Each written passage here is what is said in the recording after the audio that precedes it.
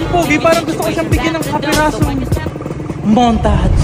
Let's get it crunk up up in this dancery. We got y'all open, now you're floating, so you got to dance for me. Magandang umaga mga kaibigan. Ngayon ay ating talakayin ang tungkol sa Corregidor, kung bakit ito ay isa sa pinakamakasaysayang lugar dito sa Pilipinas. At isa rin ito ang promotekta sa atin laban sa mga Hapon noong World War II. Ang Battle of Corregidor ay isa sa pinakamalupit na digmaan noong World War II dito sa Pilipinas. Naganap ang digmaang ito noong Mayo 5 hanggang 6, taon 1942, nang matapos masakop at mapasakamay ang Bataan ng mga Hapon noong Abril 9, taon 1942.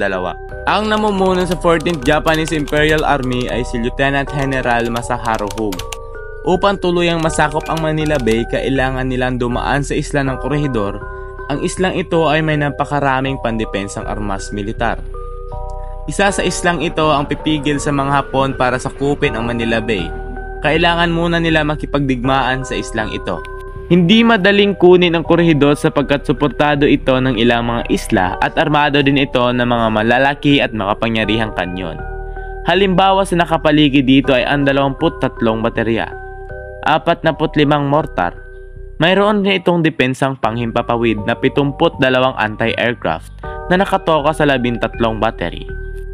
At mayroon rin itong minang pandagat na mahigit kumulang 50 ang mga bilang nito.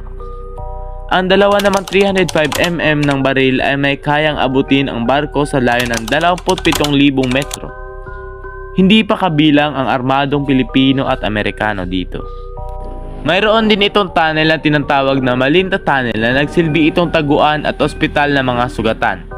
Hindi ito tinatabla ng bomba kaya dito nila inilalagay ang kanilang mga supply gaya ng mga bala.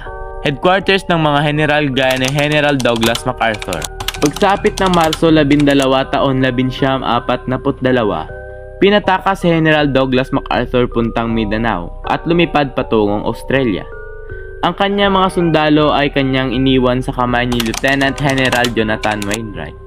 Mula Disyembre 29, taon 1942 hanggang Abril, ay patuloy pa rin ang pambobomba ng mga Hapon sa Corregidor.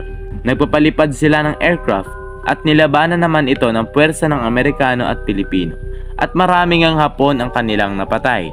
Nang tuluyang mapasakamay at sumuko ang Bataan ay agad namang binombahan ng mga Hapon ang Corregidor. Nagpaputok din ang Corregidor pero tinigil agad sa takot na baka matamaan ang ilang mga kasamahan nila na binihag ng mga Hapon. Mayo 5 ng gabi, sinugod ng Hapon ang isla gamit ang mga bangka. Napatumba naman ng mga Pilipino at Amerikano ang mga Hapon, gayunpaman ay madami pa ring sumugod at pumasok. Napilitang umatras ang mga sundalo ng Pilipinas nang masakop nila ang ilang bahagi ng isla. Ang iba ay sumusuko na lamang. Pasado alas 9 ng gabi ay tuluyang nakapasok sa Corregidor ang tangking pandigma ng mga Hapon na lalong nagpatibay sa kanila. Napilitan ang mga Pilipino at Amerikano na umatras sa Malinta Tunnel. Pero ang mga Hapon ay patuloy pa rin sila sa pag-opensa.